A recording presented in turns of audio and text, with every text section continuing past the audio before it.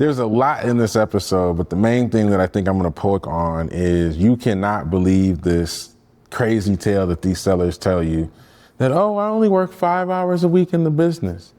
As soon as you see that line in a confidential information memorandum, cross it out.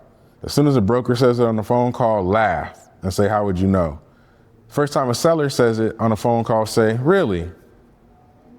So can I sit with you for 40 hours so we can not work together? I'll come next week. These things that sellers say that sound really cool, that make it great in the math, make the bank easier to underwrite these loans, they so consistently become the bane of people's existence because not only is the seller probably working full-time hours, but they're probably doing 4 or 5 jobs in the business. So to replace them might be $250,000 worth of SDE cost, and you're buying a $300,000 SDE business. You don't have any juice left after they put you in that position.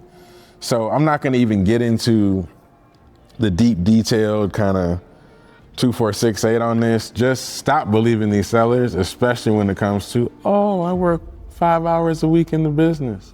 Starting to sound like some of these charlatans selling these no money down deal classes. Exactly. Throw all that in the trash.